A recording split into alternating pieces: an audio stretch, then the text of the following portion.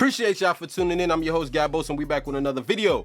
We got ESPN has never been this unhinged by microphone. We're about to get into seeing what the hell's been going on at ESPN. I ain't gonna front. I kind of fell off ESPN. Not kinda. I completely fell off of ESPN, bro. When I don't even know when. But we're gonna get right into it. Let's see what's going wrong.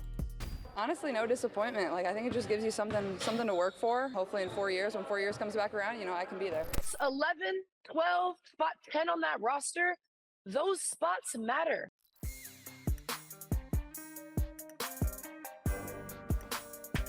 Check 1 2 1 2. What's going on, everybody? On Monday, ESPN First Take aired its most unhinged episode that I think we have ever seen. And this is nothing against First Take. I think it's a highly entertaining show, but this episode was by far one of the craziest pieces of sports television I think I've ever seen. So we're gonna start. By the way, I reacted to this clip and ESPN blocked my shit. So annoying.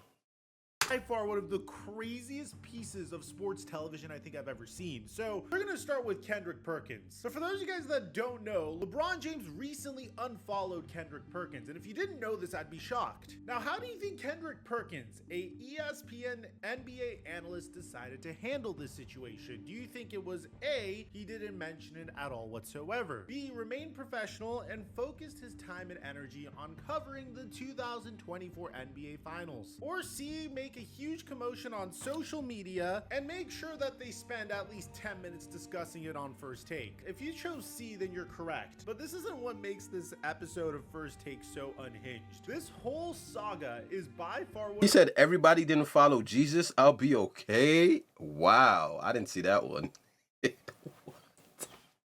The craziest things I think I've ever seen. Because on First Take, they discussed it for about 10 minutes straight. Following me on Twitter, but you still gotta wake up and watch me on TV every day. But I think LeBron James got sensitive over the last couple weeks. Ain't that crazy? That you can unfollow somebody, you get in your feelings, and you don't pick up the phone and hit. My favorite part about this is the fact that it says on the ticker, LeBron unfollows Big Perk on social media. But if you think this is the craziest part of the video, we haven't even gotten started yet. When Kendrick Perkins discovered that LeBron doesn't follow him anymore, his reaction is literally insane. He thought he was being profound when he said this, but I think it's by far one of the craziest things I've ever seen someone tweet. So NBA Alerts tweets, LeBron James is no longer following at Kendrick Perkins. Kendrick Perkins quote tweeted this saying, everybody didn't follow Jesus, I'll be okay. So Kendrick Perkins quite literally compared himself to Jesus. But of course, the very cherry on top, the icing on the cake was when Kevin Durant responded to Kendrick Perkins, saying literally what we were all thinking. Bro think he Jesus, LMAO. Kendrick Perkins clapped back saying, I know your comprehensive skills are better than this. Never said I was Jesus or anything close to Jesus, but go off though, my guy. KD responded, too many espresso martinis, keep cooking Jesus. This is like a rare Kevin Durant social media W. You guys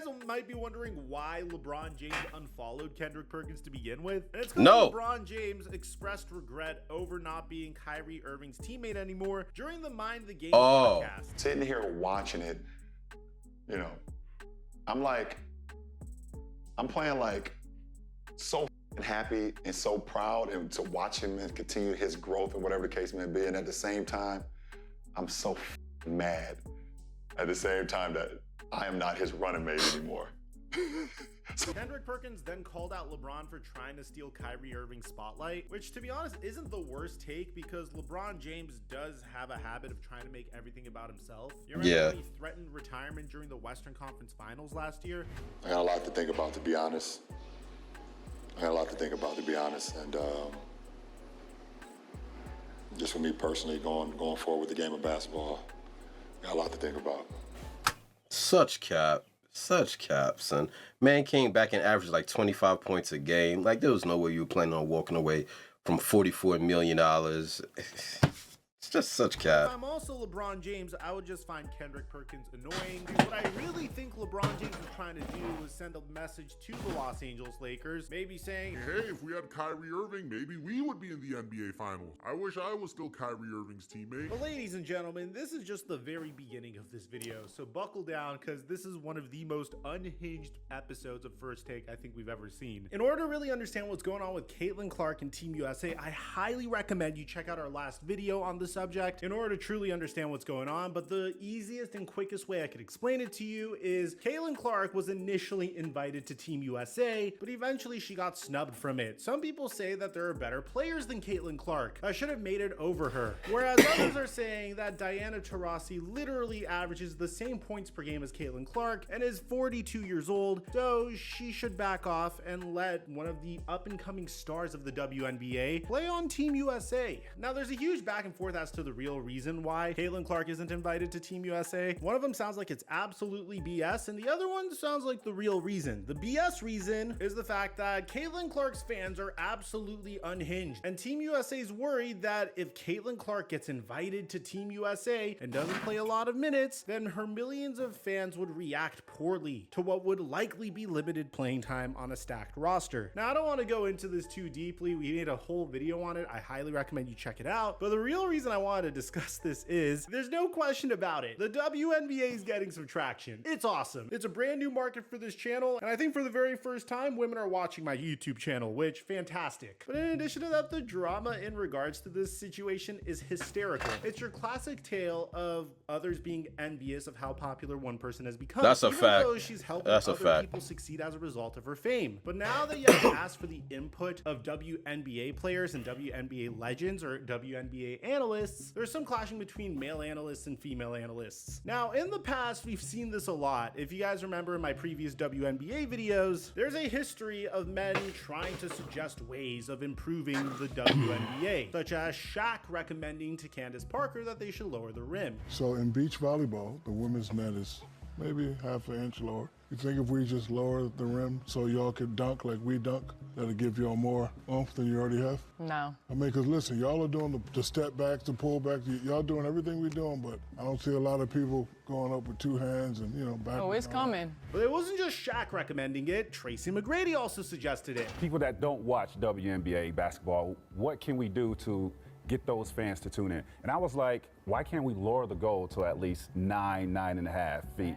Because I think for somebody that don't watch WNBA basketball, to have women dunking on other women would definitely bring more excitement to that game and have those guys that don't watch WNBA basketball. Outside of it being just a layup drill in a three-point shooting contest, why not add that element? But of course, the women that play in the league will find it often like they would be offended by it because it's like, yo, you're trying to Fisher Price our sport. But listen, man, like, who cares? All this, yo, all sports are games anyway, bro. No one, like, it's so crazy because the women that play in the WNBA would find it highly appalling to even think of the notion of lowering the rim.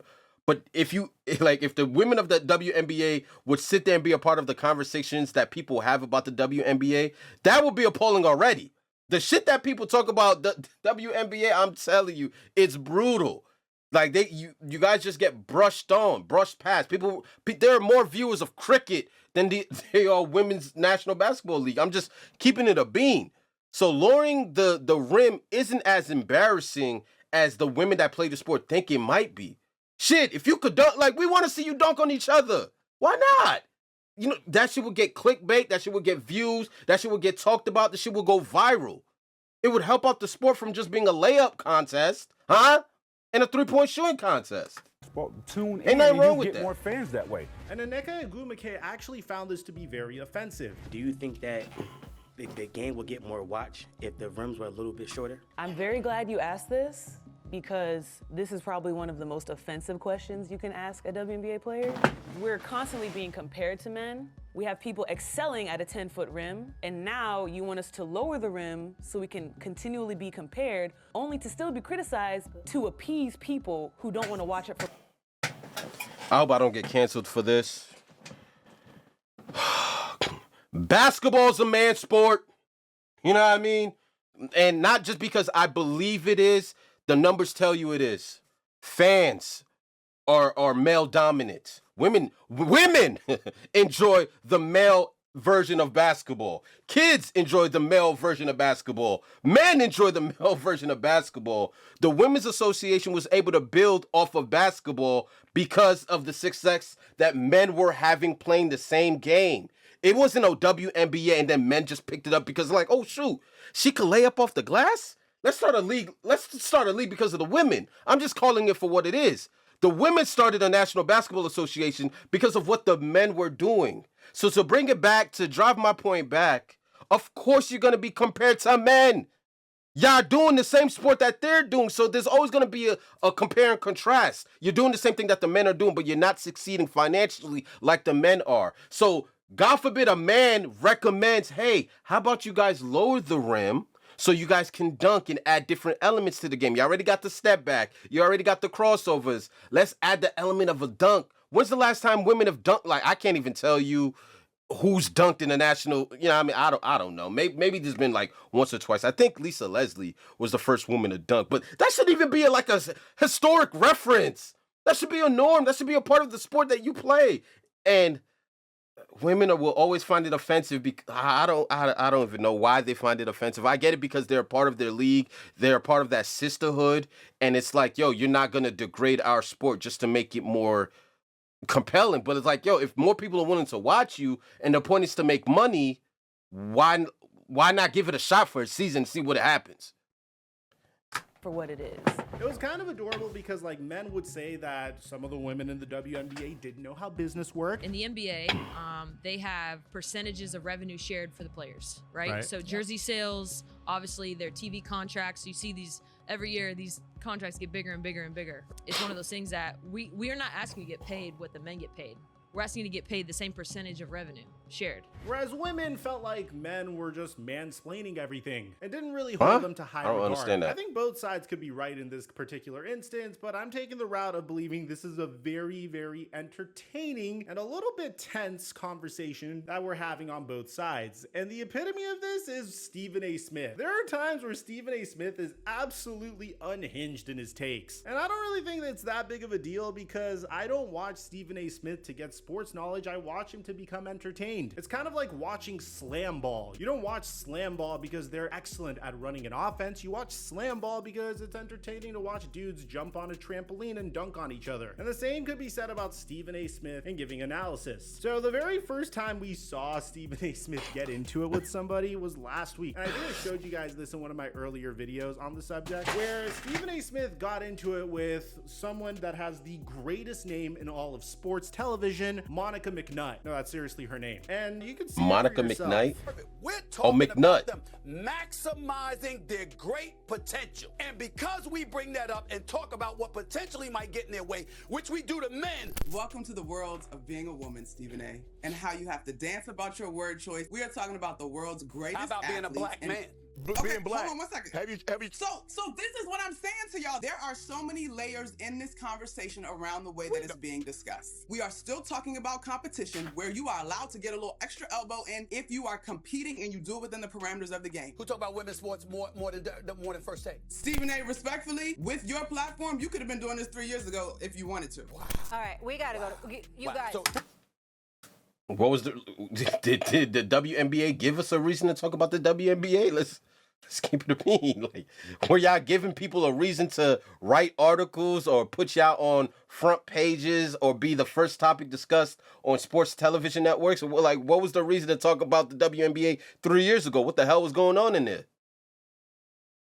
Who does more than Stephen, us? I'm talking to you. I'm talking to you. Wow. Don't do that. I'm talking to you about the... Now, at the time, I actually sided with Stephen A. Smith on this because I could understand how people believe that if there's a lot of human beings tuning into ESPN's First Take, then they would automatically be interested in watching whatever is on First Take. So Monica McNutt is essentially saying, why did you wait until now to start discussing women's basketball? And as someone that also creates sports content for an incredible audience, and thank thank you guys so much for your support of me. The one thing that I've noticed is a huge part of my job, which I think is a distant cousin of what Stephen A. Smith does, is you pretty much have to guess what your viewers are interested in. And if I was to make content on the WNBA 2 to 3 years ago, I highly doubt anyone would watch it because I wasn't interested in it, and I'm a fan of basketball. So I like to think that 70 to 80% of the time, I'm kind of accurate in regards to knowing what you guys want to see. And a huge part of my job is guessing what you guys want to see. And 2 years ago, I didn't think you guys would be interested in WNBA content, but currently, that's a fact. I do believe you guys are interested in WNBA content. So I can understand someone that doesn't have to make content or doesn't have to be the creative vision in regards to what gets pushed out to a large audience. I can understand thinking that if you have this large audience, whatever you put on the TV screen is whatever people are going to watch. But I personally believe the viewership would have dwindled for Stephen A. Smith, and the only people that would have watched are hardcore fans of the WNBA that were originally fans of the WNBA. Everyone else would probably flip the channel. Let me know in the comment section if you disagree with me on that, but it gets way more unhinged than this. So Stephen A. Smith would try to make his point in regards to Caitlin Clark being left off of the USA basketball team with Andrea Carter and Chinea Ogwumike on the platform, in addition to Shannon Sharp, which by the way I think is probably the most underrated aspect of this entire segment. But Stephen A. Smith comes in and he makes a very profound point. The thing is, the way he says it could be a little off-putting to some people, but if you understand the way Stephen A. Smith's cadence is, if you understand Stephen A. Smith's bit, then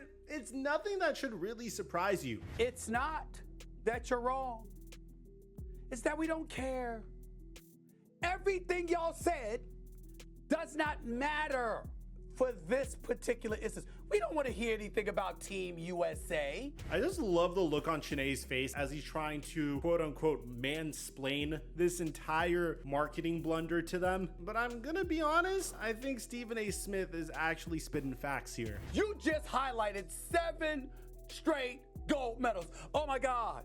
We're really worried that they're not going to get an 8. Stop it. That's not what this conversation is about. I will personally label the idiocy of Team USA women's basketball. How dare you make this decision? You don't have to be a genius to know why it's stupid. And I side with Stephen A. Smith here. He makes a very legitimate point. There shouldn't really be much of a concern in regards to who's going to win the gold for Team USA. The NBA hasn't been putting together its top 12 best players for Team USA recently, and it's not that they weren't trying, it's just that Team USA felt like they'd be good enough with some of these younger players that have a future in the NBA. I mean, take a look at the 2020 Olympic team. Devin Booker, Kevin Durant, Jeremy Grant, Draymond Green, Drew Holiday, Keldon Johnson, Zach LaVine, Damian Lillard, JaVale McGee, Chris Middleton, and Jason Tatum. These players don't even crack the top 30 best players in the entire NBA. I mean, you have JaVale McGee here for crying out loud, and Team USA still took the gold in the Summer Olympics. And it's nothing personal against these players, it's just at a specific point you should pass on the torch. It's a great opportunity for some players to get some much needed experience, and it's instrumental for a lot of these young players' development. But watch what Stephen A. Smith says next, and honestly look at everybody else's reaction as he says it, because I think that's literal gold. Caitlin Clark does not deserve a spot ahead of any of the players on this roster. If we're talking just basketball, you know we're not. Let's harken back to the Dream Team in 1992. Do you know that Christian Laettner also was chosen ahead of Shaquille O'Neal? You know why? He was a 2-time national champion, and he was white. He was a big-time collegiate player who was white and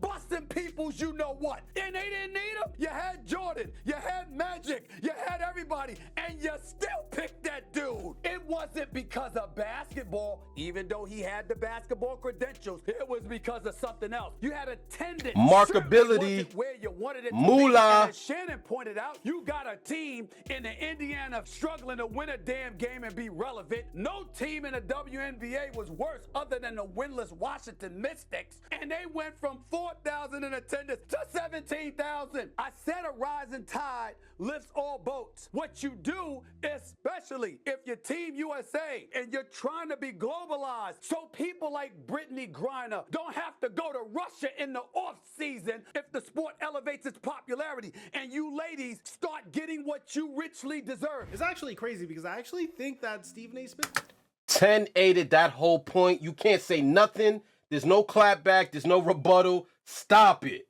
Stephen A was on fire this whole take. I actually reacted to this and ESPN blocked my shit like they always do. I got to find a way to start uploading ESPN content because apparently I just don't have the green light. But Stephen A ate this.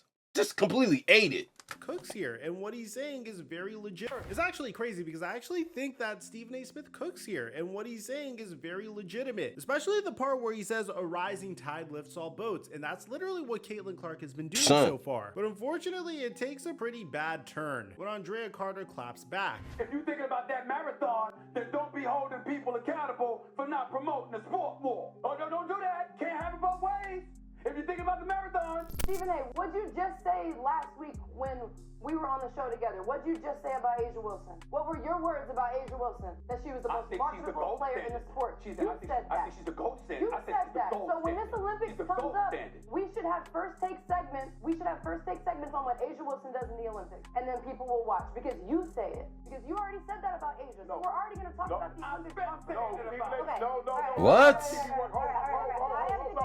So you could tell things get really, really tense, and then Stephen A. Smith comes back and pretty much lays the smackdown. I don't know how I feel about the way he said it, but I get the point he's trying to make. I strongly suggest you rethink such positions. It's how you get paid. You are going to be underpaid for the rest of what I believe will be an illustrious career unless you get your mind right about that marketing. But I will not sacrifice my basketball knowledge and my integrity in terms of the game for marketing. My marketing is doing just fine. So yeah, you can see that there's a huge clash in philosophy here. Stephen A. Smith is pretty much just saying that this is a great opportunity for Team USA to improve and get more people interested in Team USA women's basketball, which is a very legitimate point, and it makes a lot of sense here. What else are we talking about? On the about? other hand, are saying that, hey, why can't we promote other women? Why can't we promote Asia Wilson? But the fact of the matter is, Stephen A. Smith and Shannon Sharp are both going off of the fact that so far, people are tuning in for Caitlin Clark. So it doesn't take a genius to know what you're supposed to do. You're supposed to put Caitlin Clark in as many games as you can, so you could try to elevate the sport as much as you can. I don't think it takes a genius to figure it out. I don't know why it's so controversial at the end of the like, day. for real. Stephen A. Smith looks so unhinged when he gets this passionate about stuff, but it's the huge reason why I love what he does. So let me know in the comments section down below. Are you team Stephen A. Smith? Are you team Andrea Carter, Chinea Glumake, and Monica McNutt? Apart from that, the Team USA Caitlin Clark. Yo, these women have nothing to stand on when it comes to this debate. If a business is struggling and you somehow find a way to land this golden egg, this golden egg is not just any random golden egg, but it is the rarest because you've never had it before. You've never had anything close to this.